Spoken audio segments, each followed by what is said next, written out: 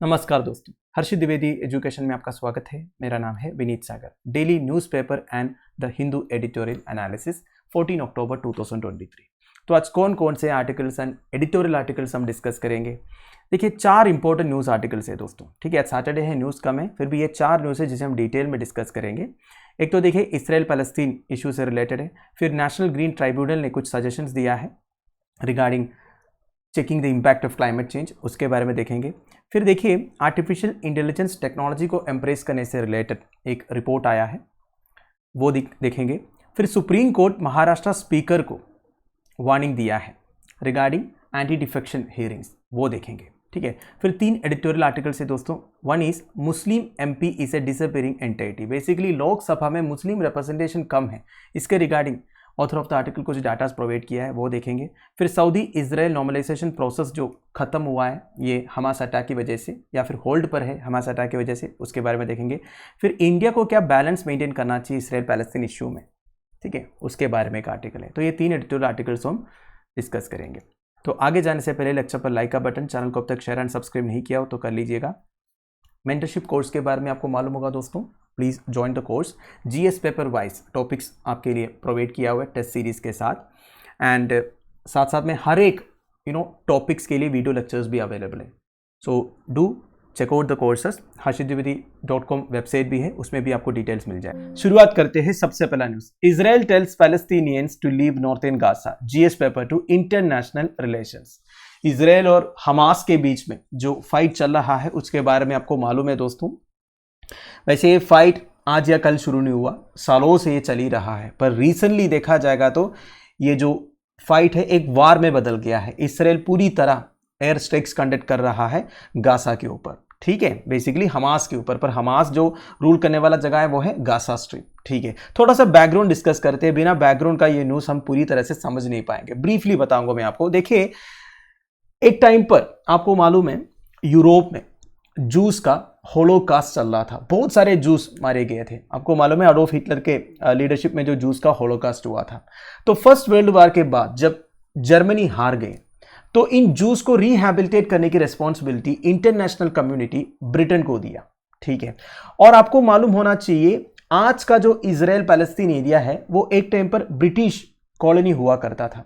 तो ब्रिटिश देश ने डिसाइड किया कि ये जो जूस है इन्हें आज का जो इजराइल पैलेस्तीन रीजन है उधर सेटल कराएंगे। ठीक है, तो ये डिसाइड हुआ। वैसे देखा जाएगा तो ये जो इजराइल के कैपिटल जेरूसलम वाला जो एरिया है जूस के लिए एक होली एरिया है, इवन अरब्स के लिए भी एंड क्रिश्चियंस के लिए भी। तो ब्रिटिशर्स ने डिसाइड किया चलो जूस को इधर सेटल करा देते हैं, पर उधर जो ऑलरेडी पैलेस्टीनियंस या फिर अरब्स रह रहे थे उन्हें ऐसा ही नहीं लगा। उन्होंने बोला ये नहीं चलेगा। ठीक है, पर ब्रिटेन ने माना नहीं। उन्होंने बोला और कोई ऑप्शन नहीं है, जूस को हम इधर ही सेटल कराएंगे, क्योंकि डर के मारे काफी सारे जूस जो है यूरोप से भाग रहे हैं। ठीक है, तो प्रॉब्लम तो हुआ, अरब्स ने बोला कि हम ये मानेंगे नहीं। ऊपर से ये जो एरिया है इधर ऑलरेडी ब्रिटिशर्स के अगेंस्ट एक रेसेंटमेंट चल रहा था, क्योंकि ब्रिटिश कॉलोनी हुआ करता था। अब ब्रिटिश भी कोई दूध का धुला हुआ नहीं है कि नहीं। तो जैसे कि इंडिया जैसे कंट्रीज में इंग्लिश के अगेंस्ट या फिर ब्रिटेन के अगेंस्ट जो रेसेंटमेंट चल रहा था उसी तरह इधर भी चल रहा था। तो ये दोनों रीजन की वजह से एक्चुअली ब्रिटेन का जो डिसीजन था जूस को इधर सेटल कराने का, ये अरब्स ने माना नहीं। ठीक है, तो इस टाइम पर यूनाइटेड नेशंस इंटरवेन करते हैं। यूनाइटेड नेशंस ने बोला भाई ये काम करते हैं, आधा एरिया जो है जूस के लिए दे देते हैं और आधा जो है अरब्स के लिए, 50-50% हम डिवाइड कर लेंगे। ठीक है, ये जो डिसीजन है ये जूस ने माना। उन्होंने बोला ठीक है 50% एरिया से हम काम चला लेंगे, पर अरब्स ने आज तक ये माना नहीं है। आज भी ये बोल रहा है जूस इधर से चले जाना चाहिए। ठीक है, तो इसके बाद क्या हुआ, 1967 में अरब कंट्रीज मिलकर इजराइल के ऊपर अटैक किया, जिसे 6 डेज वार कहते हैं।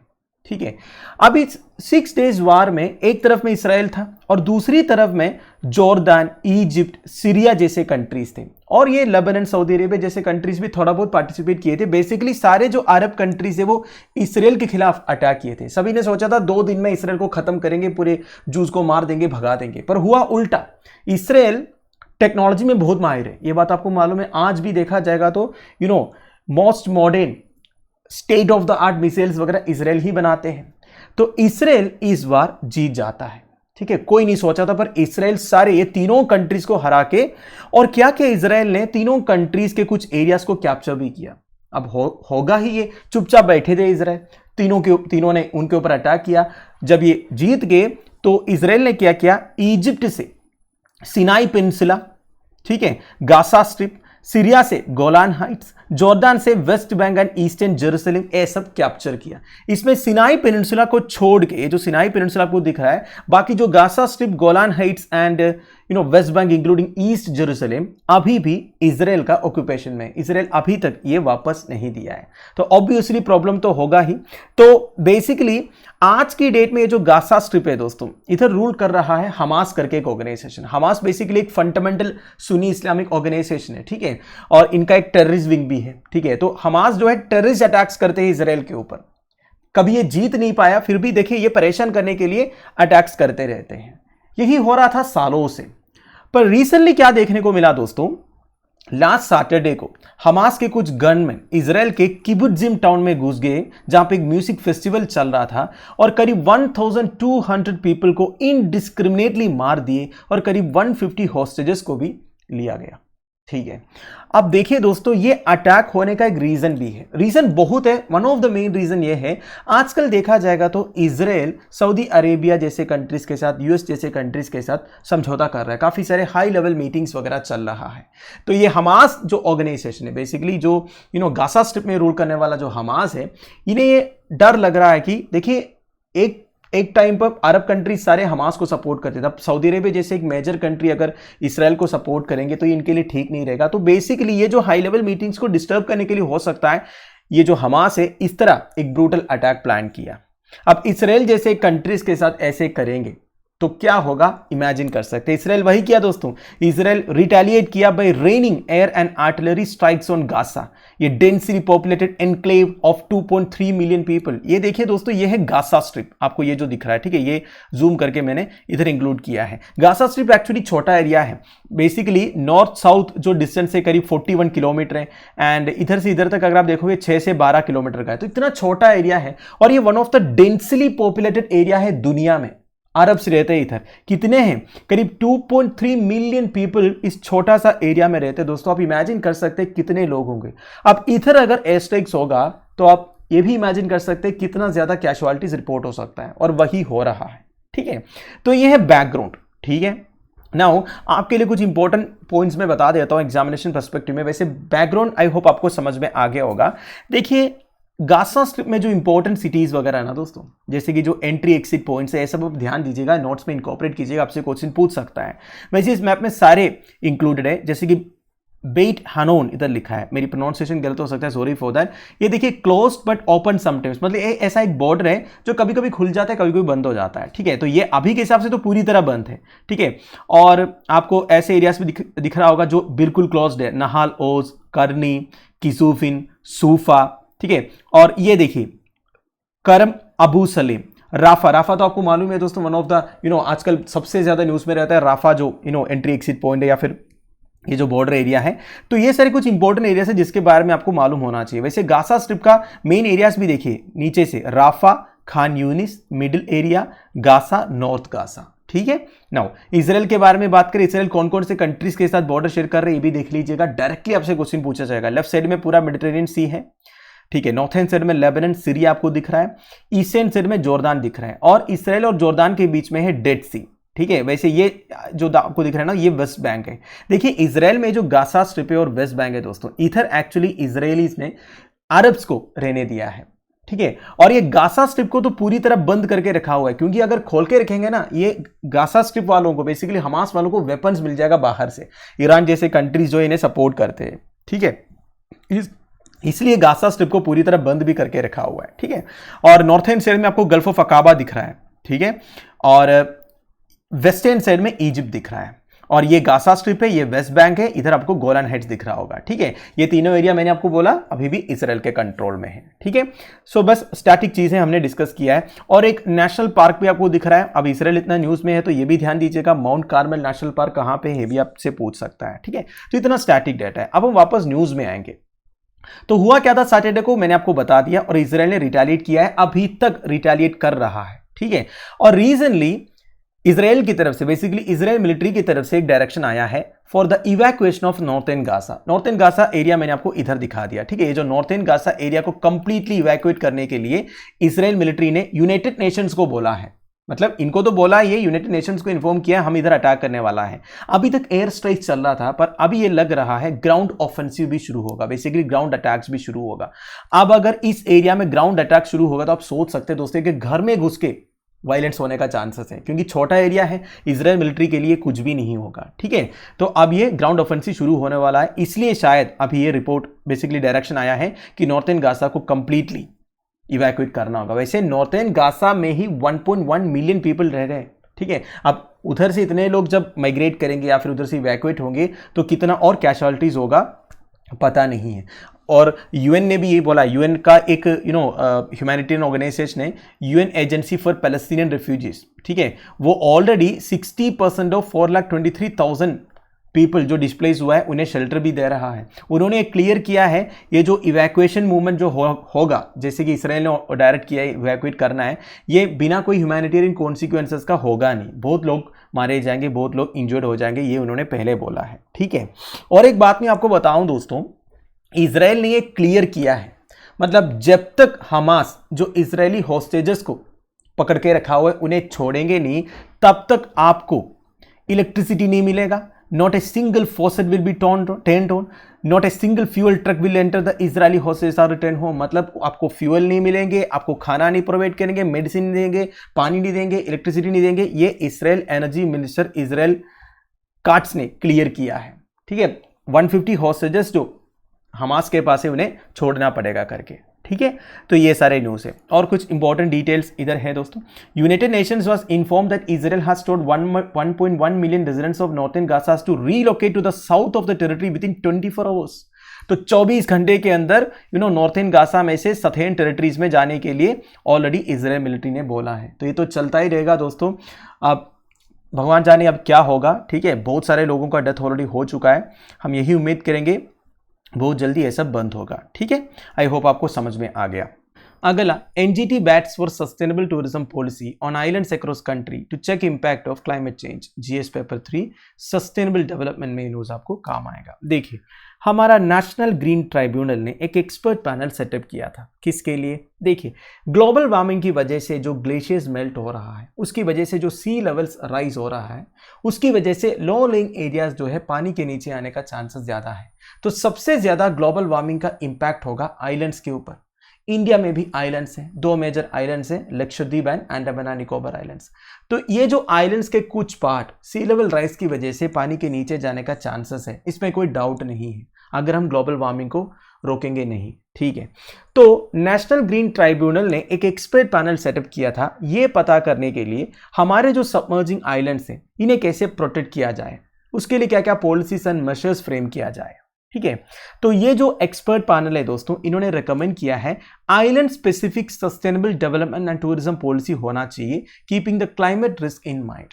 देखिए, आप जब भी कोई डेवलपमेंटल एक्टिविटीज करते हो वो सस्टेनेबल डेवलपमेंट होना चाहिए। जब भी कोई टूरिज्म पॉलिसी फॉर्मुलेट करते हो, वो सब जब आप प्लान करते हो ना, आपके मन में होना चाहिए कि क्लाइमेट रिस्क है। अगर आप ये सब सोच समझ के नहीं करेंगे तो इसका नेगेटिव इंपैक्ट हो सकता है। ये रेकमेंड किया है एक्सपर्ट पैनल ने।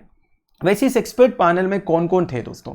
CSIR national institute of ओशियोनोग्राफी, CSIR माने council of scientific and industrial research, इनका एक विंग है नेशनल इंस्टीट्यूट ऑफ ओशियोनोग्राफी।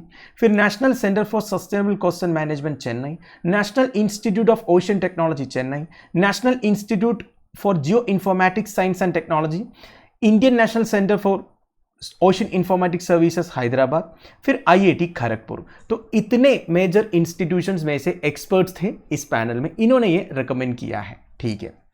तो इनके कुछ रिकमेंडेशन है दोस्तों, उसे हम डिटेल में देखेंगे। वैसे आपको मालूम है दोस्तों कि निकोबार में, अंडमान निकोबार में जो सथेन साइड में आइलैंड है, ग्रेट निकोबार, इंडिया का सबसे लार्जेस्ट आइलैंड आप बोल सकते हैं ग्रेट निकोबार को। तो उधर नीति आयोग के लीडरशिप में या फिर उनके रिकमेंडेशन के हिसाब से एक greater Nicobar development plan already government ने किया है। उसके बाद में बताए एक मेगा इंफ्रास्ट्रक्चर प्रोजेक्ट है दोस्तों, जो southern tip of great Nicobar island में होगा। इस प्रोजेक्ट में बहुत कुछ है, एक इंटरनेशनल कंटेनर ट्रांसशिपमेंट टर्मिनल आएगा, एक ग्रीनफील्ड इंटरनेशनल एयरपोर्ट आएगा। ग्रीनफील्ड इंटरनेशनल एयरपोर्ट का मतलब क्या होता है? देखिए, प्रोजेक्ट्स को दो भागों में आप डिवाइड कर सकते हैं। बेसिकली एक होता है ग्रीनफील्ड, एक होता है ब्राउनफील्ड। ग्रीनफील्ड मतलब उधर कुछ नहीं होगा, बस ऐसे खाली पड़ा होगा, उधर आपको सब कुछ बनवाना है। तो उधर आज की डेट में क्या है? केवल समुद्र है, बीच है, पेड़ पौधे है, बस ये सबको काट वाट के आपको उधर रनवे बिछाना होगा, फिर जो भी एयरपोर्ट के लिए इंफ्रास्ट्रक्चर क्रिएट करना है वो करना होगा। इसे कहते हैं green field international airport. वेराज brown field मतलब क्या है? एक्सिस्टिंग इंफ्रास्ट्रक्चर को जब आप मॉडिफाई करेंगे, मतलब ऑलरेडी सब कुछ होगा, उसे बस आपको मॉडिफाई करना है, ठीक है। तो इसे कहता है ब्राउन फील्ड। ग्रीन फील्ड मतलब एकदम जीरो से आपको शुरू करना है, तो एक ग्रीन फील्ड इंटरनेशनल एयरपोर्ट आएगा। टाउनशिप डेवलपमेंट प्रोजेक्ट है, उधर टाउनशिप डेवलप करेंगे। फिर एक 450 MVA gas and solar based power plan भी उधर सेटअप करेंगे। तो ये सब प्लान है ग्रेट निकोबार डेवलपमेंट प्लान का, और इस प्रोजेक्ट को पायलट कर रहा है नीति आयोग। बजट है 72,000 करोड़ का, और 3 फेसेस में इंप्लीमेंट होगा अगले 30 सालों में, ठीक है, समझ गए। तो इस तरह के डेवलपमेंट प्लान ऑलरेडी प्लान है, तो इसलिए नेशनल ग्रीन ट्राइब्यूनल ने एक एक्सपर्ट पैनल सेटअप किया था। भाई ये सब तो ठीक है, इसके अलावा अलग अलग टूरिज्म पॉलिसीज भी आप प्लान कर रहे हैं, पर क्लाइमेट रिस्क जो है उसको भी आपको कैटर करना पड़ेगा। आपके मन में होना चाहिए भाई, ग्लोबल वार्मिंग की वजह से सी लेवल राइज हो रहा है, ये सारे आइलैंड्स जो है पानी के नीचे आएंगे, ठीक है। Now the panel was constituted by the principal bench of tribunal after it took suo motu cognizance of the Hindu report titled India Sinking Islands published on March 19, 2023। वैसे देखिए दोस्तों, नेशनल ग्रीन ट्राइब्यूनल को ये मालूम है कि इस तरह के प्रोजेक्ट्स वगैरह चलने वाला है, पर द हिंदू ने एक आर्टिकल पब्लिश किया था इंडिया सिंकिंग आइलैंड्स करके मार्च 19, 2023 को। अब द हिंदू का क्लेम ये है दोस्तों, उनका ये रिपोर्ट के बाद ही नेशनल ग्रीन ट्राइब्यूनल का जो प्रिंसिपल बेंच है इस पैनल को कॉन्स्टिट्यूट किया था। Now that is not so important for us, जो भी है। अब नेशनल ग्रीन ट्राइब्यूनल के जो एक्सपर्ट पैनल है उन्होंने क्या बोला है, that is very much important, ठीक है, नोट कीजिएगा, ठीक है। The report had stated that several of the countries 1382 islands are under siege from unseasonal cyclonic storms, sea erosion and new development projects. तो देखिए, इन्होंने जो रिपोर्ट सबमिट किया है उसमें ये बोला है हमारे देश में करीब 1382 आइलैंड्स वल्नरेबल है अनसीजनल साइक्लोनिक स्टॉर्म्स की वजह से, सी एरोशन की वजह से, न्यू डेवलपमेंट प्रोजेक्ट्स की वजह से। ये न्यू डेवलपमेंट प्रोजेक्ट्स का एक एग्जाम्पल मैंने आपको इधर दे दिया, ठीक है। तो कमिटी ने रेकमेंड किया है डाइवर्सिफाइड इकोनॉमिक डेवलपमेंट होना चाहिए, controlled nature based growth and blue economy based activities होना चाहिए मरीन एंड कोस्टल फ्रंट्स में। वही बात है दोस्तों, मतलब एनवायरनमेंट के ऊपर ज्यादा इंपैक्ट नहीं होना चाहिए, आपको सस्टेनेबल डेवलपमेंट करना है, मतलब आने वाले जनरेशन को भी ये सब एंजॉय करने का मौका देना है। ऐसा नहीं आप ही सब कुछ करके खत्म करोगे, तो सस्टेनेबल तरीके से आपको सब कुछ करना है। और इन्होंने ऑल्टरनेटिव क्लाइमेट रेजिलिएंट प्रैक्टिसेस भी सजेस्ट किया है for livelihood in islands and steps to explore nature based ecosystem restoration. तो नेचर बेस्ड इकोसिस्टम रिस्टोरेशन भी होना चाहिए, क्लाइमेट रेजिलिएंट प्रैक्टिसेस फॉलो करना चाहिए। अंडमानीज जो है, नहीं तो फिर वो जगह रहने वाला नहीं है, ये सब इन्होंने रिकमेंड किया है। Now one of the important point, they included installation of GPS GNSS station with respect to each tide gauge station across the islands to estimate vertical land motion। तो देखिए, इन्होंने ये रेकमेंड किया है GPS स्टेशन इंस्टॉल करना पड़ेगा, Tide gauge station install करना पड़ेगा। बेसिकली क्या है कि कितना टाइड्स हो रहा है, ठीक है, मतलब कब कब टाइड्स आएंगे, ये सब पता करने के लिए बेसिकली अलग अलग टेक्नोलॉजी आजकल अवेलेबल है, ये सब का इंस्टॉलेशन होना चाहिए to estimate vertical land motion. मतलब ये सारे इक्विपमेंट्स क्यों इंस्टॉल करना है? वर्टिकल लैंड मोशन को एस्टिमेट करने के लिए। अब आप पूछोगे वर्टिकल लैंड मोशन का मतलब क्या होता है? देखिए, vertical land motion is the average long-term rate of change of land surface in a geocentric reference frame. It includes both subsidence and uplift and usually occurs at the rates of a few millimeters per year. So vertical land motion का मतलब ये होता है दोस्तों, land surface का जो average long-term rate है। आपको मालूम होगा हमारा जो land surface है दोस्तों, वो land surface का subsidence भी होते हैं और अपलिफ्ट भी होते हैं। ऐसा नहीं कि बहुत ज्यादा होगा, हर साल में few millimetres up and down होते रहते हैं, ठीक है। तो इसे कहते हैं वर्टिकल लैंड मोशन। तो ये वर्टिकल लैंड मोशन का मेजरमेंट हमारे पास होना चाहिए, क्योंकि अगर आपको सी लेवल चेंजेस के बारे में पता करना है, जो एक्चुअली टाइड गेजेस जो रहते हैं वही मेजर करते हैं इसे, तो सी लेवल चेंजेस का सी लेवल चेंजेस के बारे में अगर आपको पता करना है, it can be a substantial contributor to relative sea level change. तो रिलेटिवली कितना सी लेवल चेंज हो रहा है, यह सब मेजर करने के लिए वर्टिकल लैंड मोशन को पता करना बहुत जरूरी है, ठीक है। सो VLM is a key element in understanding how sea levels have changed over the past century. Very important point, prelims में भी आपसे पूछ सकता है, ठीक है, नोट कीजिएगा। वर्टिकल लैंड मोशन एक की एलिमेंट है दोस्तों सी लेवल्स को अंडरस्टैंड करने में, मतलब पास्ट सेंचुरी में कितना सी लेवल चेंज हुआ है, ठीक है। Now estimates of relative sea level rise derived from tide gauge records are affected both by VLM and by absolute sea level. तो बेसिकली देखिए सी लेवल को हम मेजर करते हैं टाइड गेज से, टाइड गेज के रिकॉर्ड्स जो है, और ये वर्टिकल लैंड मोशन से भी अफेक्ट होता है और एब्सोल्यूट सी लेवल से भी अफेक्ट होता है। एक तो होता है सी लेवल जो है, एब्सोल्यूट सी लेवल जो है, फिर वर्टिकल लैंड मोशन जो है, ये सब कितना हो रहा है इसके हिसाब से हमें ये पता चलता है कि सी लेवल्स कितना चेंज हुआ है, ठीक है। तो ये वर्टिकल लैंड मोशन को पता करने के लिए इस तरह के टाइड गेज स्टेशन वगैरह और इंस्टॉल करने के लिए बोला है। Now so other recommendations included installation of GPS GNSS station with respect to each tide gauge station across the islands to estimate vertical land motion। तो vertical land motion को estimate करने के लिए हर एक टाइड गेज स्टेशन के साथ GPS GNSS station भी install करना है, जो एक्यूरेटली हमें बताएंगे फ्यूचर सी लेवल राइज कितना हो सकता है अंडमान एंड लक्षद्वीप आइलैंड्स का, और हम उसके हिसाब से नेसेसरी एक्शंस ले सकते हैं for the protection of coral Reeves and monitoring during coral bleaching. तो कोरल रीव्स का प्रोटेक्शन के लिए, उनका कोरल ब्लीचिंग नहीं होता है, ये इंश्योर करने के लिए हमें एक्शंस लेना पड़ेगा। एक्शंस हम तब ले पाएंगे जब हमारे पास डाटा है, ठीक है, और हम शोरलाइन चेंज रेट को भी पता कर पाएंगे, हॉटस्पॉट जोन्स को भी आइडेंटिफाई कर पाएंगे, मतलब शोरलाइन कितना चेंज हो रहा है। शोरलाइन चेंज क्यों होगा, अगर सी इरोशन होता रहेगा तो बीचेस का जो विड्थ है वो कम होता रहेगा, तो कितना रेट में ये सब हो रहा है ये सब हम पता करेंगे। And construction of coastal structures for the protection of highly eroded shoreline zones. तो जो शोरलाइन जोन्स में बहुत ज्यादा इरोशन हो रहा है उधर कुछ इंफ्रास्ट्रक्चर हम कंस्ट्रक्ट करेंगे उसे प्रोटेक्ट करने के लिए। जैसे कि आपने देखा होगा मुंबई वगैरह में कोस्ट लाइन को प्रोटेक्ट करने के लिए किस तरह उन्होंने एक इंफ्रास्ट्रक्चर क्रिएट किया हुआ है कि नहीं, बड़े बड़े पत्थर या फिर कंक्रीट ब्लॉक्स जो है उधर डाल देते हैं कि इसलिए कोस्ट लाइन को प्रोटेक्ट करने के लिए। तो इस तरह के एक्शन लेने के लिए हमारे पास डाटा होना ज़रूरी है। तो ये सब मेजर करने के लिए, इस तरह के इक्विपमेंट्स इंस्टॉल करने के लिए इन्होंने क्या बोला है, रिकमेंड किया है। And the committee recommended a nationwide island assessment study to understand accurate vulnerability of coastal areas। तो हमारे जितने कोस्टल एरियाज है वो कितना वल्नरेबल है इसके बारे में एक nation wide island assessment study होना चाहिए, उन्होंने सजेस्ट किया है। And they suggested conducting field based topographic surveys to map the accurate inundation of islands after under different climate change scenarios. तो क्लाइमेट चेंज की वजह से आजकल जितना एक्सट्रीम वेदर इवेंट्स हो रहा है दोस्तों, उससे हमारे आइलैंड्स में कितना डिस्ट्रक्शन हुआ है, कितना इरोशन हुआ है, कितना पानी के नीचे आ गया है, ये सब पता करने के लिए फील्ड बेस्ड टोपोग्राफिक सर्वेस भी होना चाहिए, ये भी बोला है। मतलब जाके चेक करना पड़ेगा पूरा टोपोग्राफी में क्या चेंजेस आया है, ठीक है। So the research findings by various agencies showed that all the islands in Lakshadweep are vulnerable to impact from sea level rise। Lakshadweep में करीब if I'm not wrong करीब 36 आइलैंड्स हैं, ठीक है। तो ये सारे आइलैंड्स जो है सी लेवल राइज के लिए वल्नरेबल है, ये बोला है। And the capital Kavaratti island is projected to experience inundation along larger areas of coastline under all emission scenarios। तो जो कैपिटल आइलैंड है कवरती, ये भी वल्नरेबल है सी लेवल राइज की वजह से, ये भी अफेक्ट होने वाला है। ये सब कौन बोला है, ये जो एक्सपर्ट कमिटी ने बोला है, ठीक है। एक्सपर्ट पैनल में कौन कौन है ये भी मैंने आपको बता दिया।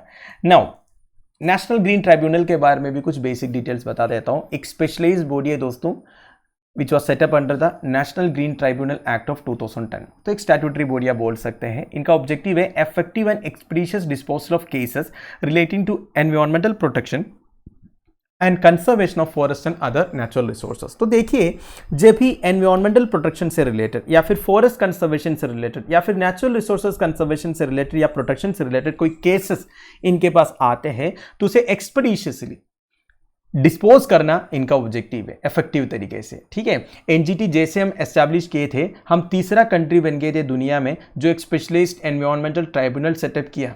हमसे पहले ऑस्ट्रेलिया एंड न्यूजीलैंड ने इस तरह ट्राइब्यूनल सेटअप किए थे, basically specialist environment tribunals. NGT is mandated to make disposal of applications or appeals finally within 6 months of filing of the same. Now this is very important. इस तरह के statements आपसे prelims में पूछ सकता है. नेशनल ग्रीन ट्राइब्यूनल के पास जब एक केस पहुंचेंगे, ठीक है, 6 महीने के अंदर उसे डिस्पोज करना है, ठीक है. एंड NGT का 5 प्लेसेस ऑफ सिटिंग्स है दोस्तों. प्रिंसिपल बेंच है न्यू दिल्ली में. वो ये जो प्रिंसिपल बेंच है न्यू दिल्ली में, इन्होंने ये एक्सपर्ट पैनल सेटअप किया था, ठीक है. इसके अलावा भोपाल, पुणे, कोलकाता एंड चेन्नई में भी रीजनल बेंचेस हैं, ठीक है. तो टोटल 5 प्लेसेस ऑफ सिटिंग्स है, 1 principal bench and 4 other regional benches. October 2021 को सुप्रीम कोर्ट ने डिक्लेयर किया था National Greens Tribunal position as a unique forum endowed with suo motu powers to take up environmental issues across the country. Suo motu powers का मतलब क्या होता है? Suo motu का मतलब है ऑन इट्स ओन मोशन, अपने आप. मतलब एनजीटी के पास कोई कंप्लेंट आने की जरूरत नहीं है. एनजीटी को ऐसा लगता है कहीं पे प्रॉब्लम हो रहा है एनवायरमेंट प्रोटेक्शन से रिलेटेड, कंजर्वेशन से रिलेटेड, तो वो एक्शन ले सकते हैं. जैसे कि अभी द हिंदू में एक आर्टिकल आया तो उन्होंने सुओ मोटो एक्शन ले लिया, है कि नहीं. उन्होंने खुद ही एक्सपर्ट पैनल सेटअप किया, भाई जाके देख लो, चक्कर क्या हो, क्या हो रहा है उधर, उसे कैसे हम प्रोटेक्ट कर सकते हैं, है कि नहीं. मतलब उनके पास कोई कंप्लेंट आने की जरूरत नहीं है, अपने आप एक्शन लेने का पावर है इनके पास. ये सुप्रीम कोर्ट ने भी डिक्लेयर किया था अक्टूबर 2021 को, ठीक है. तो इतना ही, आई होप आपको समझ में आ गया. अगला, government moves partnerships to make semiconductor chips. GS paper 3 science and technology, GS paper 2 government policies and interventions में न्यूज आपको काम आएगा. देखिए दोस्तों, ministry of electronics and information technology ने 6 वर्किंग ग्रुप्स फॉर्म किए थे. किस लिए? To mould the Indian government's artificial intelligence road map. आपको मालूम है दोस्तों, आज की डेट में आर्टिफिशियल इंटेलिजेंस जो है डोमिनेट कर रहा है. जितने डेवलप्ड कंट्रीज है वो काफी आगे निकल चुके हैं ऑलरेडी, है कि नहीं. तो इंडिया को भी पीछे नहीं हटना चाहिए. इंडिया को भी आर्टिफिशियल इंटेलिजेंस का जो अपॉर्चुनिटीज है उसे एक्सप्लोर करना चाहिए. तो इसके लिए इंडिया का स्ट्रैटेजी क्या होना चाहिए, रोड मैप क्या होना चाहिए, ये प्रिपेयर करने के लिए ministry of electronics and information technology ने 6 वर्किंग ग्रुप्स फॉर्म किए थे, ठीक है. तो उन्होंने अपना रिपोर्ट का पहला एडिशन सबमिट किया है. मतलब इंडिया का रोड मैप क्या होना चाहिए with regards to artificial intelligence adoption. तो उन्होंने अपने रिकमेंडेशंस में बोला है पब्लिक प्राइवेट पार्टनरशिप्स होना चाहिए to make semiconductors for AI applications. तो आर्टिफिशियल इंटेलिजेंस एप्लीकेशंस के लिए सेमी कंडक्टर्स बनाना है, उसके लिए पब्लिक प्राइवेट पार्टनरशिप्स होना चाहिए करके उन्होंने रेकमेंड किया है. In addition to this, PPP model would be leveraged to build so-called GPU clusters, masses of resource-intensive graphics processes that are used by AA applications. देखिए क्या बताया जा रहा है ना, तो ये PPP मॉडल के थ्रू GPU क्लस्टर्स बनवाना है. GPU क्लस्टर्स का मतलब क्या होता है? देखिए, GPU cluster is a group of computers that have a graphics processing unit on every node. GPU clusters are high-end computing systems that use the power of parallel processing, high-throughput computation, and multiple workload management to render rapid calculations. देखिए, artificial intelligence technology को proper तरीके से अगर आपको use करना है, ठीक है, तो इसके लिए आपके पास हाई-एंड कंप्यूटर टेक्नोलॉजी की जरूरत है. छोटे मोटे कंप्यूटर से काम नहीं चलेगा, ठीक है. हमारे पास तो, मेरे पास जो लैपटॉप है उसमें अगर मैं एक बहुत बड़ा सॉफ्टवेयर डालूंगा, इवन एक अच्छा रेजोल्यूशन वाला गेम भी डालूंगा ना, तो ये हैंग हो जाएगा, मेरा प्रोसेसर गर्म होने लगेगा, है कि नहीं, क्योंकि इतना ही कैपेसिटी है. तब आप सोचिए, जब आपको high and artificial technology, artificial intelligence based technologies use करना है, अलग अलग एप्लीकेशंस वगैरह बनवाना है, तो आपके पास हाई एंड हाई स्पीड वाला कंप्यूटिंग सिस्टम होना चाहिए, ठीक है. बेसिकली आपके पास जीपीयू क्लस्टर होना चाहिए. GPU cluster basically group of computers है जिनके पास सेपरेट ग्राफिक प्रोसेसिंग यूनिट्स है एवरी नोड में. तो ये जो जीपीयू क्लस्टर से हम आर्टिफिशियल इंटेलिजेंस वाला जो भी आपको करना है, जो भी आपको बनवाना है, ये सब कर सकते हैं. So basically GPU clusters high and computing systems हैं जिसमें पैरेलल प्रोसेसिंग होगा, हाई थ्रूपुट कंप्यूटेशन होगा, मल्टीपल वर्कलोड मैनेजमेंट होगा, रैपिड कैलकुलेशंस को रेंडर करने के लिए. मतलब कितने भी काम दे दो, ये आराम से आपको करके देंगे, बिल्कुल हैंग नहीं होगा, एकदम एफिशिएंट तरीके से आपको आउटपुट प्रोवाइड करेगा. तो सबसे पहले आपको क्या करना पड़ेगा, ये जीपीयू क्लस्टर्स को बनवाना होगा, है कि नहीं.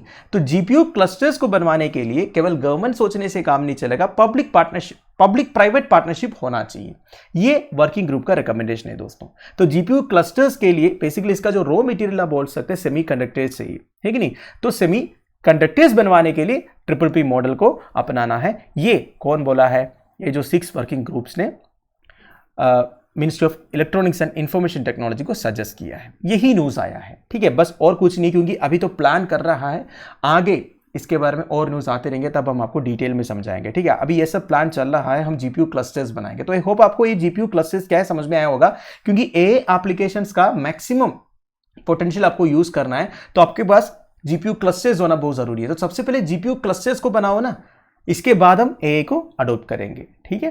तो देखिए GPU clusters are used for specific computational task. कौन कौन सा है? Image and video processing, training neural networks and other machine learning algorithm, artificial intelligence, machine learning models वगैरह वगैरह। तो बेसिकली ये सब एक्चुअली करने के लिए या फिर इस तरह के एक्टिविटीज अगर आपको कंप्यूटर से करवाना है तो आपके पास स्पीड होना जरूरी है, हाई एंड प्रोसेसिंग होना जरूरी है, ठीक है। तो इसके लिए जीपीयू क्लस्टर्स की जरूरत है, ठीक है। और चंद्रशेखर साहब ने क्या बोला दोस्तों? चंद्रशेखर मतलब कौन है? Rajeev Chandrasekhar, who is the minister of state for electronics and information technology.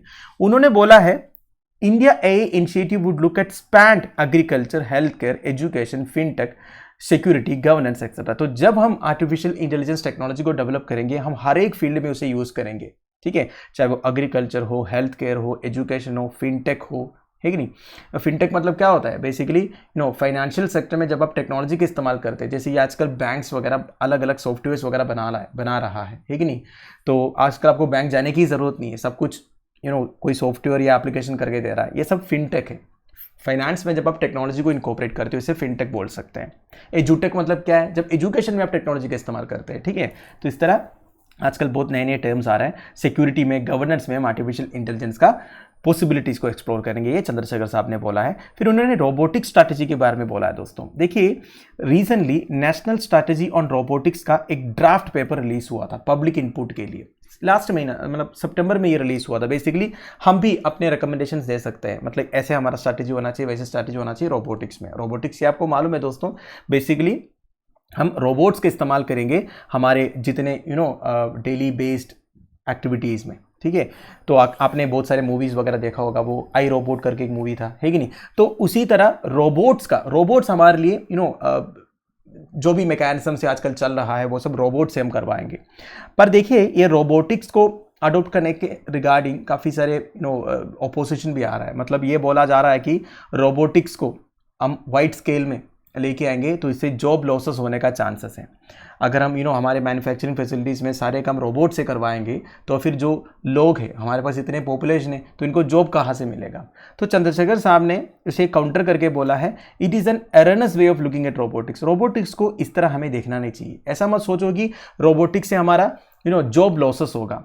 In fact quality assessment through computer vision and efficiency were among the benefits of robotics in the sector. उन्होंने बोला है देखिए मैन्युफैक्चरिंग सेक्टर में कंप्यूटर विजन के साथ quality assessment होगा। Robot से काम करेंगे तो मिस्टेक्स तो बिल्कुल नहीं होगा, ह्यूमन तो एरर कर सकता है, तो क्वालिटी असेसमेंट और ज़्यादा होगा और हमारी एफिशिएंसी भी इंक्रीज होगा, ये बोला जा रहा है। पर ये बात सच है दोस्तों, अगर हम रोबोटिक्स को वाइड स्केल में अडॉप्ट करेंगे ना, जॉब लॉसेस तो होना ही होना है, क्योंकि ह्यूमंस का कोई इंटरवेंशन की जरूरत नहीं होगी उधर, है कि नहीं। ऐसा हो भी सकता है। वैसे तो हमारा नेशनल स्ट्रैटेजी ऑन रोबोटिक्स भी, बस आप ये समझ लीजिएगा, इसका ड्राफ्ट रिलीज हुआ था लास्ट मंथ, ठीक है। बस इतना ही है, छोटा सा न्यूज़ है ये। अगला है Supreme Court drafts Maharashtra speaker for disregarding court order, GS paper 2 state legislatures में न्यूज़ आपको काम आएगा। देखिए Supreme Court Maharashtra legislative assembly speaker Narwekar को वार्न किया है, अगर वो एक टाइम शेड्यूल प्रिपेयर नहीं करेंगे शिंदे फैक्शन के खिलाफ में जो डिफेक्शन कंप्लेंट्स है उसे हियर करने के लिए, तो आपके खिलाफ में एक्शन लिया जाएगा अगले इलेक्शन से पहले। वैसे अगले साल महाराष्ट्र में असेंबली इलेक्शन होने वाला भी है। अब देखिए इस न्यूज़ को समझने के लिए थोड़ा बहुत बैकग्राउंड समझना होगा, ठीक है। देखिए आपको मालूम है दोस्तों, लास्ट ईयर शिवसेना पार्टी जो महाविकास अघाड़ी कोalition का पार्ट था, उसके अंदर स्प्लिट हुआ था लास्ट ईयर जून में। एकनाथ शिंदे और 39 other party MLAs Maharashtra chief minister Uddhav Thackeray के खिलाफ में रिबेल किया, ठीक है। तो ये स्प्लिट की वजह से महाविकास अघाड़ी कोalition गवर्नमेंट के पास मेजोरिटी नहीं रहा, और ये जो स्प्लिट हुआ दोस्तों, उनके सपोर्ट में बीजेपी आए और एकनाथ शिंदे जो है महाराष्ट्र का चीफ मिनिस्टर बन गया था। अब ऑब्वियसली ये जो एकनाथ शिंदे है उनके खिलाफ में एंटी डिफेक्शन लॉस के प्रोविजन इंपोज होगा, है कि नहीं। So the Thackeray group initiated disqualification proceedings against the rebel group and sent a notice on June 25th of 2022 for acting against party interest. अब देखिए एंटी डिफेक्शन लॉ में लिखा हुआ है पार्टी का जो इंटरेस्ट है, पार्टी विप जो होता है वो जो इंस्ट्रक्शंस देंगे उसको फॉलो करना है। तो पार्टी के इंटरेस्ट के खिलाफ में अगर कोई ग्रुप पार्टी के अंदर रिबल करेंगे तो उनके अगेंस्ट एक्शन हो सकता है, डिस्क्वालिफिकेशन प्रोसीडिंग्स इनिशिएट हो सकता है। But election commission of India ने क्या किया, शिंदेस फैक्शन का जो क्लेम था कि वही शिवसेना को रिप्रेजेंट कर रहा है उसे रिकॉग्नाइज किया। ठीक है, फरवरी 17, 2023 को basically election commission of India ने यह रिकॉग्नाइज किया एक्चुअल शिवसेना मतलब ये शिंदेस फैक्शन है, उद्धव ठाकरे का फैक्शन नहीं है। तब तो प्रॉब्लम ही खत्म हो गया। तो ठाकरे जी ने क्या किया, सुप्रीम कोर्ट ऑफ इंडिया में एक अपील फाइल किया। Supreme court speaker of Maharashtra legislative assembly को क्रिटिसाइज किया for laying down a long schedule for hearing the disqualification petitions filed by Uddhav Thackeray and Eknath Shinde factions of Shiv Sena against each other। अब देखिए दोस्तों, disqualification petitions तो दोनों तरफ से file हुआ था स्पीकर के सामने। अब ऐसे केसेस में speaker as an election tribunal act कर सकता है, मतलब इससे रिगार्डिंग जो भी केसेस है, जो हियरिंग्स है, वो सब वो सुन सकते हैं। पर Maharashtra legislative assembly speaker Rahul Narwekar ने स्मार्टली इस चीज को पोस्टपोन करता गया। ठीक है, वैसे सुप्रीम कोर्ट ने भी बोला था कि 3 महीने के अंदर आपको ये हियरिंग्स वगैरह खत्म करना है और आपको डिसाइड करना है कौन डिस्क्वालीफाई होगा, कौन डिस्क्वालीफाई नहीं होगा। ठीक है, पर इन्होंने अभी तक ये किया नहीं है। तो सुप्रीम कोर्ट ने इन्हें क्रिटिसाइज किया है, अगर आप जल्दी ही एक्शन नहीं लेंगे, एक टाइम शेड्यूल प्रिपेयर नहीं करेंगे कि आप कब ये करने वाला है, तो आपके खिलाफ में एक्शन हम लेंगे, आपको अकाउंटेबल रखेंगे करके बोला है। ठीक है, तो ये न्यूज़ है बेसिकली बैकग्राउंड मैंने आपको बता दिया। अब प्रॉब्लम यह है दोस्तों कि देखिए वैसे भी अब 1 साल मुश्किल से बचा है, किसके लिए, अगला इलेक्शन के लिए। अब अगर डिस्क्वालीफाई हो भी जाएगा तो इतना कोई फर्क नहीं पड़ेगा, है कि नहीं, क्योंकि थोड़े दिन के लिए कौन उतना मेहनत करेगा, ये भी एक पॉइंट है। पर सुप्रीम कोर्ट ने बोला है, स्पीकर तो सुप्रीम कोर्ट के ऑर्डर्स को डिने किया है, ये तो ठीक नहीं है। तो 1 महीने के अंदर आपको ये सब कुछ खत्म करने के लिए सुप्रीम कोर्ट ने बोला है। वैसे देखिए एंटी डिफेक्शन लॉ में क्या लिखा हुआ है दोस्तों, ये समझना होगा। 10th schedule of Indian constitution जो एंटी डिफेक्शन लॉ के बारे में बात करता है, it is design to prevent political defections prompted by the lure of office और मटेरियल बेनिफिट्स और other like consideration. So basically एक पार्टी टिकट में जीतने के बाद अगर दूसरे पार्टी उस एमएलए को या एमपी को बोलेंगे कि हमारे पार्टी में आ जाओ ताकि हम गवर्नमेंट बना पाएंगे और आपको हम मिनिस्टर भी बना देंगे, इस तरह वो जा नहीं सकते। इस तरह वो जाएंगे तो वो डिस्क्वालीफाई हो जाएगा अंडर एंटी डिफेक्शन लॉ 1985 जो रीइंफोर्स किया गया था 2002 में। So the 10th schedule of the Indian constitution को पॉपुलरली एंटी डिफेक्शन लॉ कहते हैं दोस्तों। ये 52nd amendment act of constitution से इंक्लूड किया गया था। डिफेक्शन को डिफाइन किया है as to abandon a position और association often to join an opposing group. तो बेसिकली एक पार्टी में उनका पोजीशन को अबैंडन करके दूसरे ग्रुप में जब ज्वाइन करते हैं, इसे आप डिफेक्शन कह सकते हैं। ठीक है, पर देखिए दोस्तों ये जो एंटी डिफेक्शन के लिए कुछ एक्सेप्शंस है, मतलब in a situation where 2/3 of legislators of a political party decide to merge into another political party, neither the members who decide to join nor the ones who stay with the original party will face disqualification। तो क्या है, अगर एक political party का 2/3 members, पहले 1/3 था, बाद में इसे चेंज किया गया 2/3 किया, तो अगर एक पॉलिटिकल पार्टी के 2/3 मेंबर्स ये डिसाइड करते हैं कि हम इस पार्टी को छोड़ के उस कोalition को ज्वाइन करेंगे, तो कोई प्रॉब्लम नहीं, उसे डिफेक्शन में काउंट नहीं किया जाएगा, वो डिस्क्वालिफिकेशन फेस भी नहीं करेंगे। ठीक है, so any person elected as chairman और speaker can resign from his party and rejoin party if he demits that post. Earlier the law allowed parties to split, but at present this has been outlawed. Now this point is important. पहले क्या था, split भी अलो करता था, अगर 2/3 of the members split करते हैं तो वो डिस्क्वालिफिकेशन फेस नहीं करता था। पर रिसेंटली इस लॉ को चेंज किया गया। अगर एक पर्टिकुलर पॉलिटिकल पार्टीज में से एक सेक्शन, एक फैक्शन स्प्लिट होते हैं, वो भी एंटी डिफेक्शन लॉ के अंडर काउंट होगा। ठीक है, तो एकनाथ शिंदे ने जो किया है दोस्तों, ये बेसिकली स्प्लिट है। एक्चुअली वो शिवसेना का पार्ट था और शिवसेना में से वो स्प्लिट किया, है कि नहीं। और देखा जाएगा तो ये अपना शिंदा के पास करीब 30 एमएलएस है, पर कुछ क्लेम्स ये कहता है कि एडिक्वेट एमएलएस उनके पास है ताकि वो एंटी डिफेक्शन में काउंट नहीं हो जाएगा। और रिसेंटली आपने सुना होगा अजित पवार जी भी इनके साथ ज्वाइन हुआ है, तो ज़्यादा कोई प्रॉब्लम नहीं होने वाला है। पर प्रॉब्लम यह है, सुप्रीम कोर्ट ने speaker of the Maharashtra legislative assembly को बोला था आपको जितने डिफेक्शन पिटीशन है उसे हियर करना चाहिए, क्योंकि स्पीकर के पास एज एन इलेक्शन ट्राइब्यूनल कुछ पावर्स दिया हुआ है, पर स्पीकर खामगा उसे खींच रहा है, ये ठीक नहीं है। तो ये पॉइंट आया हुआ है। ठीक है, तो इतना ही न्यूज आर्टिकल से दोस्तों, सैटरडे है, ज्यादा कोई इंपॉर्टेंट न्यूज नहीं है, तो 4 न्यूज हमने डिस्कस किए। अब हम एडिटोरियल आर्टिकल्स में जाएंगे। पहला आर्टिकल है the Muslim MP is a disappearing entity. ये आर्टिकल लिखा है जिया उस सलाम ने, ठीक है। इस पर्टिकुलर आर्टिकल में एग्जामिनेशन पर्सपेक्टिव में ज्यादा कुछ नहीं है।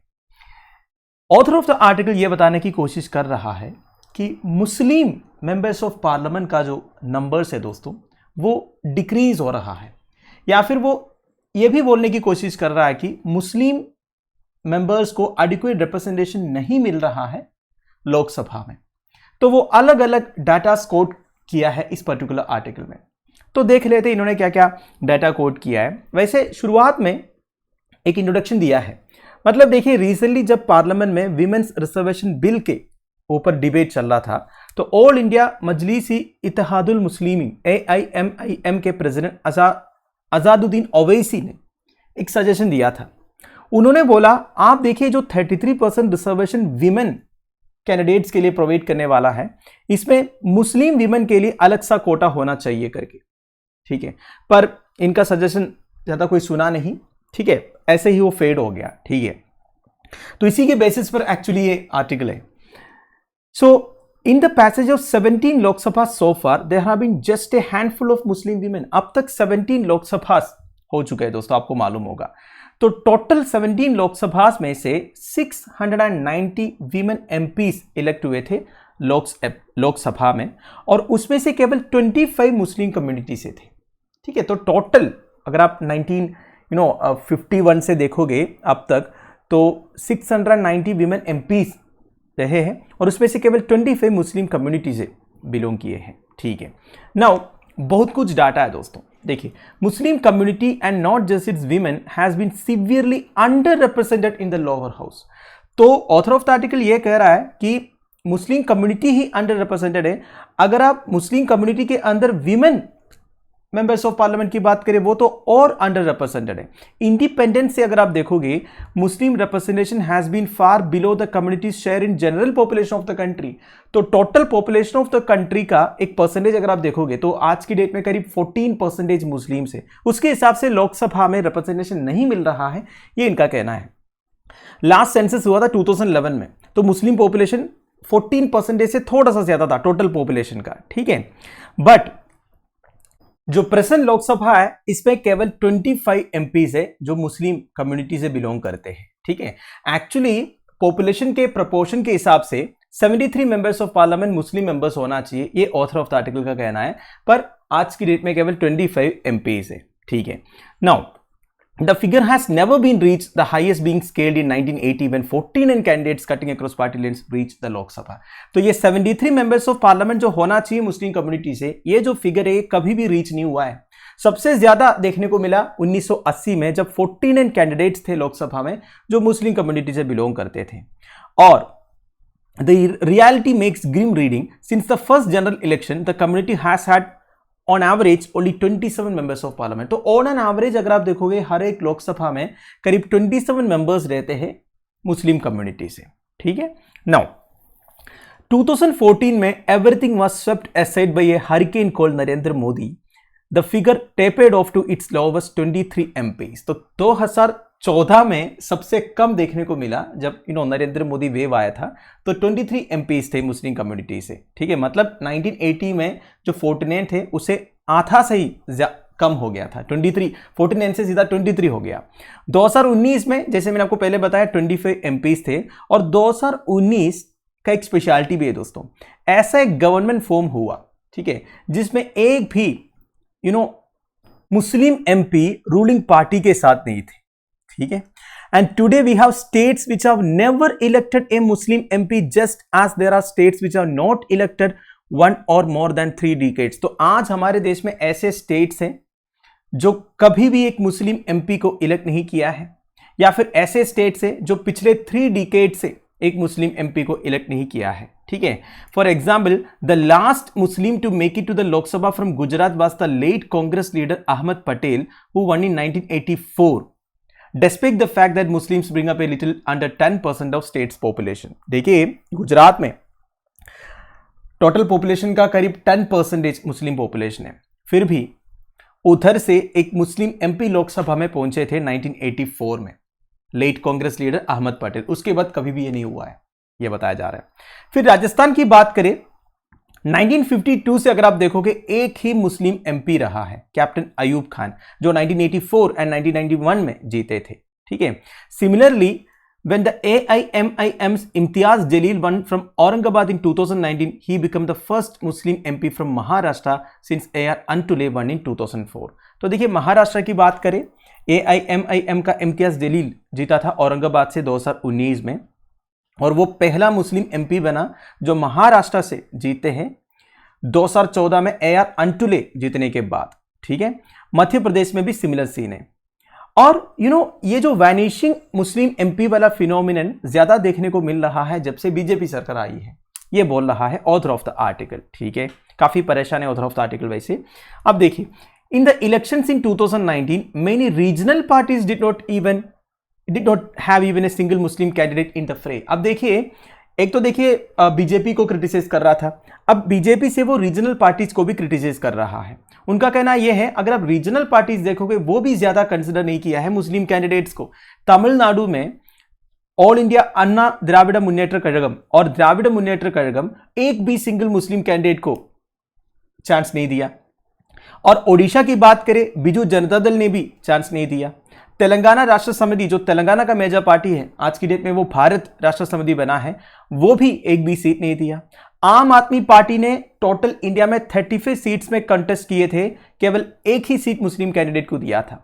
ठीक है, तो केवल बीजेपी को दोषी नहीं ठहरा रही इधर, बाकी जो रीजनल पार्टीज है वो भी ऐसे ही कर रहे हैं। Now of course things were different with the Uttar Pradesh Bihar Bengal belt. अब देखिए, उत्तर प्रदेश बिहार बंगाल बेल्ट में अगर आप जाओगे थोड़ा सा डिफरेंट सिनारियो आपको देखने को मिलेगा। Here the Samajwadi party, Bahujan Samaj party, राष्ट्रीय Janata Dal and Trinamool put up 8, 38, 5 and 12 candidates respectively. अब देखिए, यूपी बिहार बंगाल बेल्ट में चाहे वो समाजवादी पार्टी हो, उन्होंने तो 8 सीट्स दिए थे, बहुजन समाज पार्टी तो 38, राष्ट्रीय जनता दल तो 12 ऐसे सीट्स ऑफर किए थे मुस्लिम्स के लिए। Interestingly, even then both the Samajwadi Party and All India Trinamool Congress registered a significant decline in the number of Muslim candidates in comparison to 2014। अब ये जो नंबर मैंने आपको कहा, ये इतना ज्यादा नहीं है, अगर आप 2014 से कंपेयर करोगे उससे ये कम है। ठीक है। नाउ रिजर्वेशन के बारे में बात करें दोस्तों, it's not just about the absence of appropriate representation in recent years. The whole electoral system deliberately or willy-nilly seems loaded against the community. तो ऑथर ऑफ द आर्टिकल का कहना यह है दोस्तों कि रिप्रेजेंटेशन की बात नहीं हो रही है, हमारा पूरा इलेक्टोरल सिस्टम जो है मुस्लिम कम्युनिटी के खिलाफ में कुछ कर रहा है। ठीक है, they are loaded against the community. अब देखिए, कुछ क्लासिक एग्जाम्पल्स वो दे रहा है।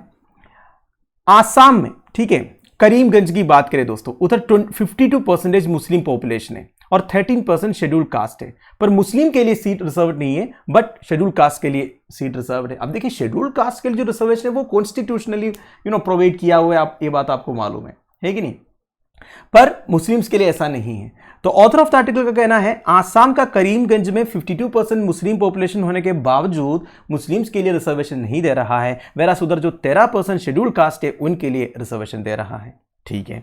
Now in a country where political parties take caste and religion into account before ticket distribution, it automatically dims the prospect of Muslim representation. तो ये बोला जा रहा है, सारे जो पॉलिटिकल पार्टीज है वो टिकट डिस्ट्रीब्यूशन से पहले कास्ट एंड रिलीजन को देखते हैं, तो इसी वजह से मुस्लिम रिप्रेजेंटेशन डिम होता हुआ जा रहा है। ठीक है। Now a seat where a Muslim candidate stood a realistic chance of being the first pass the post is reserved for an SC. मतलब जहां पे एक मुस्लिम कैंडिडेट जीत सकता है वो सीट शेड्यूल्ड कास्ट को रिजर्व करके दिया हुआ है, तो फिर मुस्लिम कैसे, मतलब जहां पे मुस्लिम जीत सकता है वही सीट को अगर शेड्यूल्ड कास्ट को देंगे तो मुस्लिम जीतेंगे कैसे। ठीक है। Now certain seats are demarcated in a way that which makes the Muslim vote redundant. अब देखिए, पूरा डिलिमिटेशन कमीशन को दोषी ठहरा रहा है, बोला कि जो डिलिमिटेशन हुआ है, जो डिमार्केशन ऑफ बाउंड्रीज हुआ है, वो कुछ इस तरह से हुआ है कि मुस्लिम वोट्स डिस्ट्रीब्यूट हो रहा है। ठीक है, चलो ठीक है। The vote being neatly divided into half between two constituencies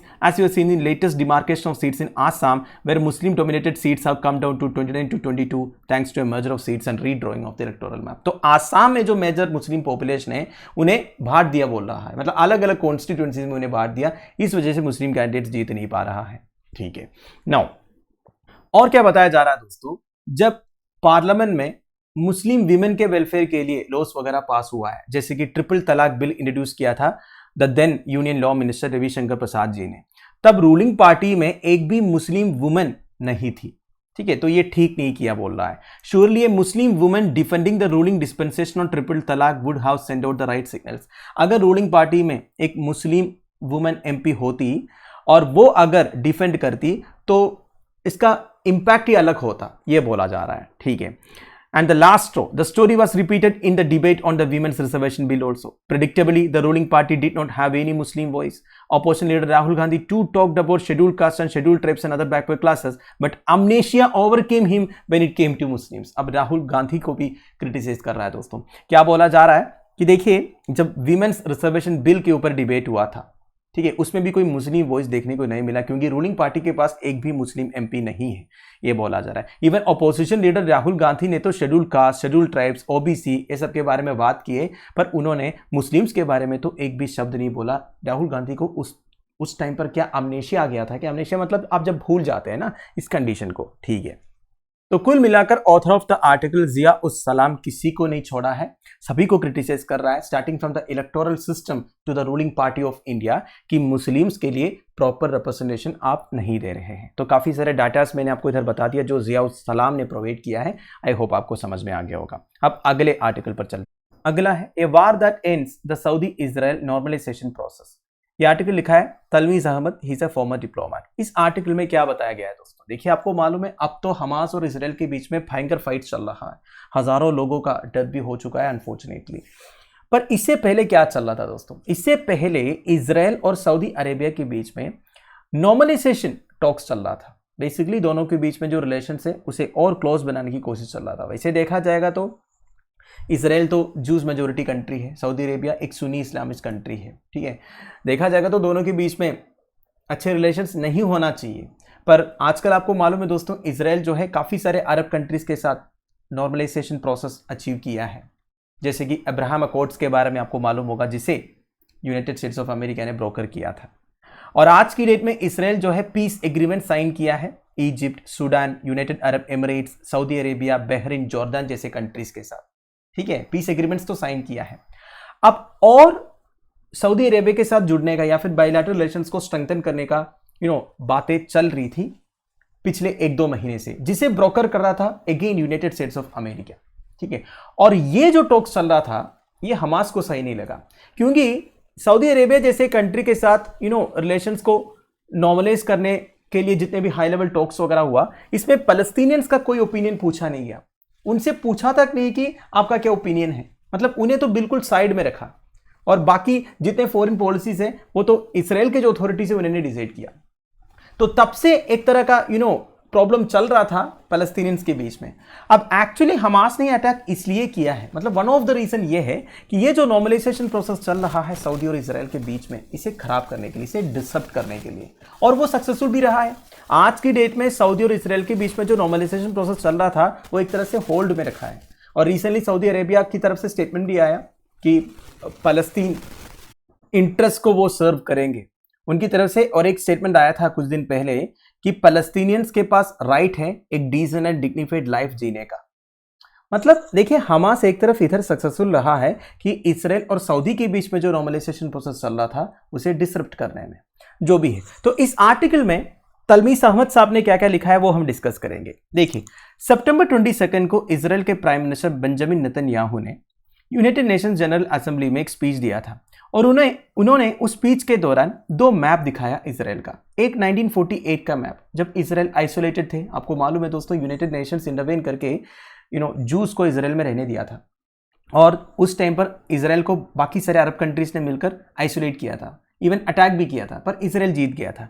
तो 1948 का मैप दिखाया, और दूसरा दिखाया जिसमें वो कितने अरब नेबर्स के साथ पीस एग्रीमेंट्स आज की डेट में साइन किया है वो। मतलब Egypt, Sudan, UAE, Saudi Arabia, Bahrain, Jordan जैसे कंट्रीज के साथ किस तरह उन्होंने अपना टॉप डिप्लोमेसी यूज करके पीस एग्रीमेंट साइन किया है।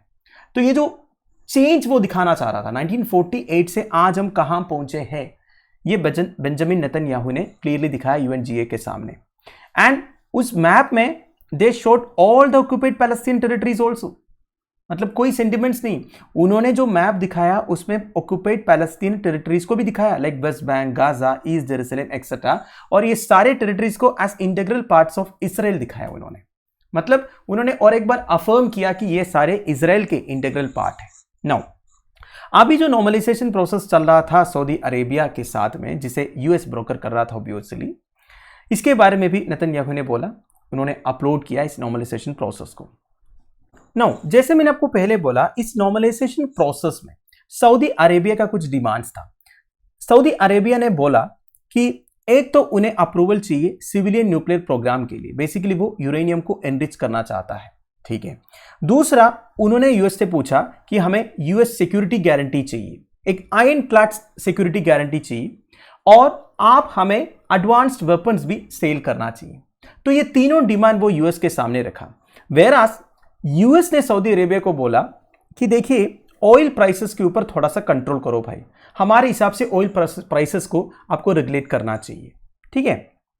और दूसरा डिमांड यह था कि आपका जो चाइना के साथ आजकल political, military and technological ties चल रहा है उसे बंद करो, और यूएस के साथ स्ट्रैटेजिक एंगेजमेंट जो है डीपन करो। तो यूएस के डिमांड्स ये हैं और सऊदी अरेबिया के डिमांड्स मैंने कह दिया, ठीक है। Now Saudi Arabia's 3 conditions for normalization were contentious in Israel and the US. Several US politicians opposed the idea of giving security guarantees to an authoritarian state. अब सऊदी अरेबिया का जो 3 conditions है दोस्तों नॉर्मलाइजेशन के लिए, ये Israel को इतना सही नहीं लगा। ऐसे देखिए हाई लेवल मीटिंग्स चल रहा था, कोई कंक्लूड नहीं हुआ था, तो इसराइल को ये सही नहीं लगा। क्योंकि एक तो देखिए सऊदी अरेबिया जैसे एक अथॉरिटेरियन स्टेट को, ठीक है, किंगडम चल रहा ना, उधर ऑटोक्रेटिक गवर्नमेंट है, तो उनको अगर आप न्यूक्लियर प्रोग्राम के लिए अलाउ करेंगे तो ये ठीक नहीं होगा। उनके लिए अगर आप एडवांस्ड वेपन्स वगैरह मतलब प्रोवाइड करेंगे ये भी ठीक नहीं होगा, क्योंकि ऑलरेडी सऊदी अरेबिया का जो रिकॉर्ड है वो इतना ठीक नहीं है। यमन में वो क्या कर रहा है आप सबको मालूम है। तो काफी ह्यूमन राइट्स वायलेशंस रिपोर्ट हुआ है सऊदी अरेबिया की तरफ। तो उनको अगर आप इस तरह के प्रोविजंस प्रोवाइड करेंगे तो ये सही नहीं रहेगा। ये यूएस के कुछ पॉलिटिशियंस ने भी बोला है और इवन इसराइल ने भी बोला है। तो ये सब के बावजूद United states of America confident था कि ये डील साइन हो जाएगा। बेसिकली सऊदी अरेबिया और इसराइल के बीच में नॉर्मलाइजेशन होगा, सऊदी अरेबिया और यूएसए के बीच में और स्ट्रैटेजिक एंगेजमेंट होगा, ये सब यूएस एक्सपेक्ट कर रहा था, ठीक है। Now Palestinian interest and concerns did not figure in this normalisation discussions. तो यही खास बात थी दोस्तों, ये जो नॉर्मलाइजेशन डिस्कशंस चल रहा था इसमें पैलेस्टीनियन इंटरेस्ट एंड कंसर्न्स को देखा ही नहीं गया, मतलब उनसे पूछा ही नहीं गया, उनके कंसर्न्स को कोई इंपॉर्टेंस ही नहीं दिया गया, ठीक है। And Mister Netanyahu was not even willing to promise freezing settlements in West Bank, differing annexation और डिसमैंटलिंग इलीगल पोस्ट। तो बेसिकली पैलेस्टीनियंस जो डिमांड कर रहा था काफी सालों से, वो सबकी तरफ मुंह नहीं दिखाया नेतन्याहू ने, और ये नेगोशिएशन प्रोसेस चल ही रहा था। हो सकता है इसी की वजह से हमास जो है अब ये ब्रूटल अटैक। इसके अलावा आपको मालूम होगा दोस्तों, जेरूसलम में जो अल अक्सा मॉस्क कॉम्प्लेक्स है जो अरब्स के लिए काफी रिलीजियसली इंपॉर्टेंट है, उधर प्रोवोकेटिव इंकर्शंस वगैरह देखने को मिला, और ऐसे रिपोर्ट्स आया था ये जो इंकर्शंस हुआ था इसके लिए नेतन्याहू के कुछ मिनिस्टर्स का साइलेंट सपोर्ट भी है करके। और इसके अलावा वेस्ट बैंक में जो इसराइलीज रहते हैं दोस्तों, वो पैलेस्टीनियन नेबर्स के साथ वायलेंस कर रहा करके, और इसके लिए इसराइली फोर्सेस का सपोर्ट भी है करके भी रिपोर्ट्स आया था। तो ये सारे प्रॉब्लम्स कुल मिला के हो सकता है कि हमास ने अभी ये जो अटैक प्लान किया है। अब और कुछ राइटर्स का कहना यह है कि इसमें ईरान का रोल है, कि ईरान ने हमास को इंस्टिगेट किया कि सऊदी अरेबिया का इसराइल के साथ जो नॉर्मलाइजेशन इनिशिएटिव है उसे बंद करने के लिए, इसलिए हमास ने अटैक किया करके।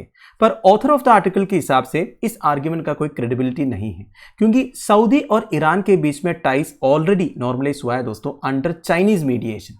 जैसे कि यूएस वेस्ट एशिया में काफी पीस एग्रीमेंट्स के लिए मीडिएट कर रहा है, वैसे चाइना भी कर रहा था, ठीक है। तो चाइना मीडिएट करके सऊदी और ईरान के बीच में जो रिलेशन है वो ऑलरेडी मीडिएट हुआ है।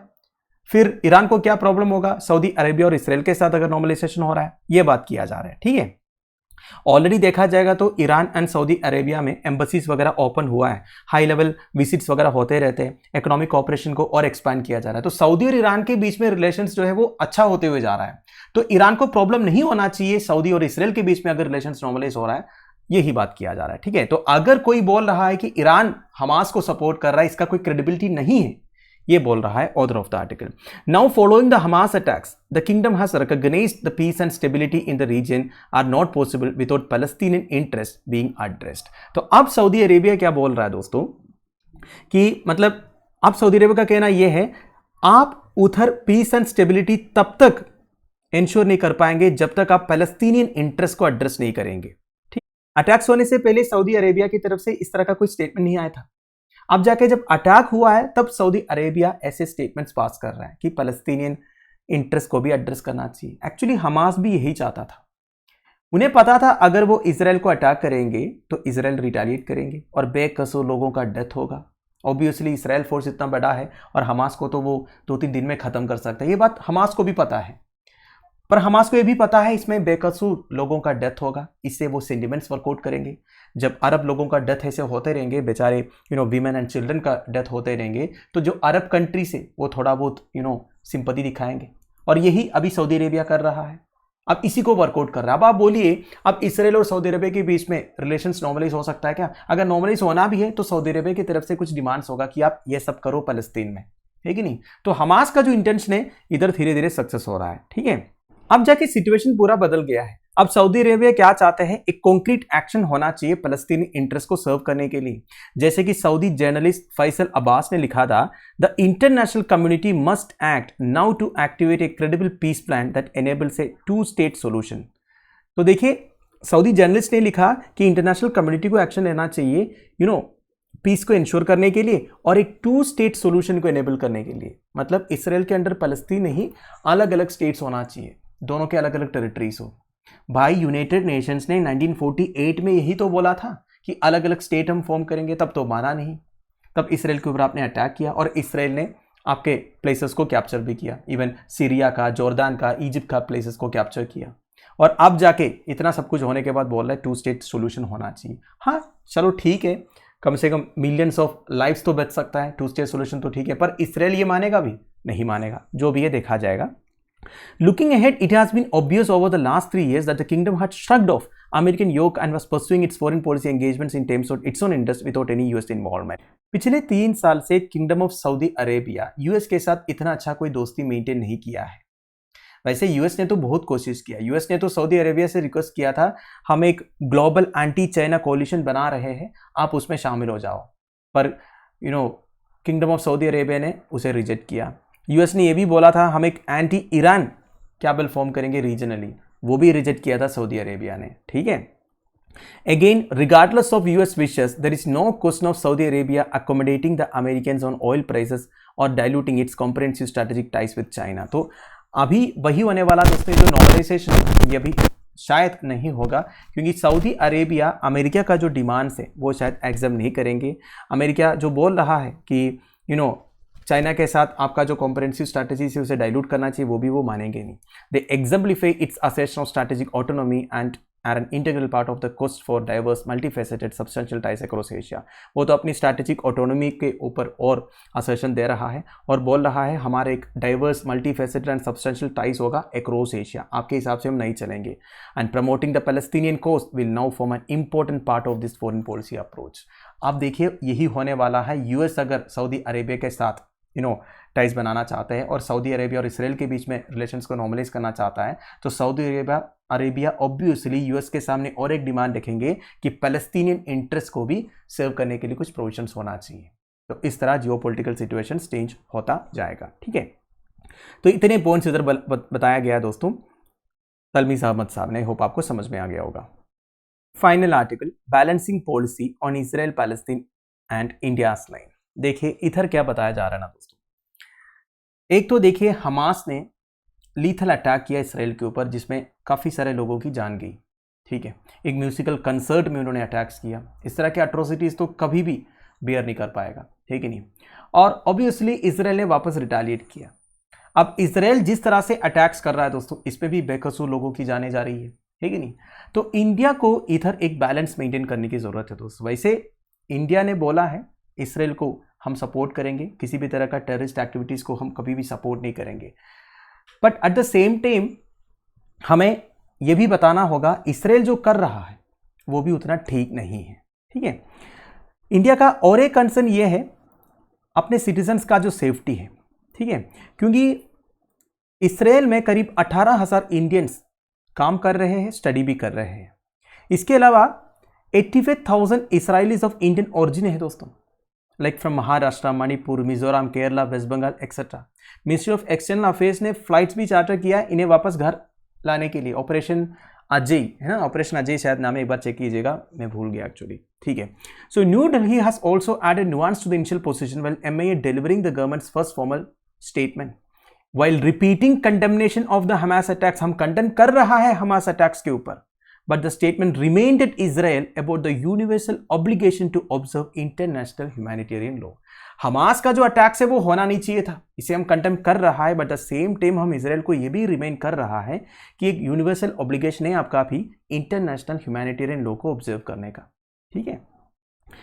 As it carries out global responsibility to fight the menace of terrorism, in addition, MA reiterated its long-standing and consistent position on the Palestine issue. अब देखिए ये बात भी इंपॉर्टेंट है दोस्तों, पैलेस्तीन इशू को भी इंडिया सपोर्ट करता है।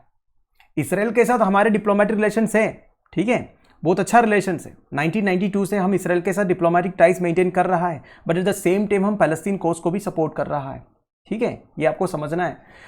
There has been a shift towards Israel position. देखा जाएगा तो 1992 से अब से अगर आप कंपेयर करोगे, इसराइल को थोड़ा ज़्यादा हम सपोर्ट कर रहा है, क्योंकि आजकल देखा जाएगा तो जब से नरेंद्र मोदी जी प्रधानमंत्री बने हैं तो हम दोनों के बीच में काफ़ी बायलैटरल कोऑपरेशन है, लाइक ट्रेड में, टेक्नोलॉजिकल असिस्टेंस में, मिलिट्री प्रोक्योरमेंट में, काउंटर टेररिज्म कोऑपरेशन में, ठीक है। 2017 में mister Modi first Indian prime minister बने थे जो इसराइल विजिट किए थे। फिर 2018 में मिस्टर नेतन्याहू इंडिया विजिट किए थे, दोनों अच्छे दोस्त थे। फिर Modi was also the first Indian Prime Minister to make an official visit to Palestine also। तो हमारे प्रधानमंत्री मोदी जी पैलेस्तीन भी विजिट किए थे, इसराइल विजिट किए, इसराइल और इंडिया के साथ अच्छे रिलेशन मेंटेन हो रहा है, अच्छी बात है। एट द सेम टाइम हम पैलेस्तीन कोज को भी सपोर्ट कर रहे हैं ना, तो पैलेस्तीन भी विजिट किए थे। और 2017 में क्या हुआ था, यूएन में India voted against the US and Israel for an attempt to declare unilaterally all of Jerusalem as the Israeli capital. देखिए इसराइल और यूएस जो है भाई भाई है, तो दोनों ने जेरूसलम को इजराइल का कैपिटल करके डिक्लेयर करने की कोशिश किया था। इस अटेम्प्ट को यूएस इंडिया ने अगेंस्ट वोट किया था, बोले ऐसा नहीं हो सकता, जेरूसलम केवल इजराइल का कैपिटल करके नहीं बोल सकता, जेरूसलम जितना जूस के लिए इंपॉर्टेंट है वैसा अरब्स के लिए भी इंपॉर्टेंट है। तो इंडिया ने इस डिसीजन के अगेंस्ट वोट किया था। तो बेसिकली इंडिया इधर एक बैलेंस बनाने में चैलेंज कर रहा है, क्योंकि इसराइल भी चाहिए हमें और पालस्तीन को हम इस तरह छोड़ भी नहीं सकते, एक थोड़ा बहुत एथिकल कंसर्न्स भी है। अब पालस्तीन ठीक है, पर पालस्तीन के अंदर जो हमास है, जो टेररिस्ट ग्रुप है, वो जो कर रहा है उसके लिए पैलेस्टीनियन पीपल रिस्पॉन्सिबल नहीं है ना। शशि थरूर जी भी कुछ दिन पहले यही बोला था, हम इसराइल को सपोर्ट कर रहे हैं, पैलेस्तीन को भी सपोर्ट करना चाहिए। हमास जो कर रहा है इसके लिए पैलेस्तीन लोगों के खिलाफ नहीं कुछ बोल सकते, है कि नहीं। तो यही बात है। So the policy lines in New Delhi is continuing to draw seem clear to abhor terrorism but not to condone indiscriminate reprisal bombings even as it holds its consistent position on Palestine। तो हम terrorism को 100% counter करेंगे, होना ही नहीं चाहिए, terrorism के खिलाफ जो कुछ भी होना चाहिए वो होना चाहिए, बट आप अगर इनडिस्क्रिमिनेट तरीके से बॉम्बिंग करेंगे जिसमें बेकसूर लोगों की जाने जाएगी, उसे भी हम सपोर्ट नहीं कर सकते, ठीक है। तो ये सब बताया जा रहा है दोस्तों। कुल मिला के इधर इंडिया का जो पोजीशन है, इंडिया एक धर्म संकट में है, इंडिया को अपना बैलेंस मेंटेन करना है, ठीक है। तो यही बात किया जा रहा है। तो दोस्तों दैट्स इट। आई होप आपको वीडियो इन्फॉर्मेटिव लगा होगा। लेक्चर की पीडीएफ एज यूजुअल आपको टेलीग्राम चैनल में मिल जाएगा, जिसका लिंक नीचे डिस्क्रिप्शन बॉक्स में प्रोवाइडेड है। Thank you for watching, bye bye, have a nice day.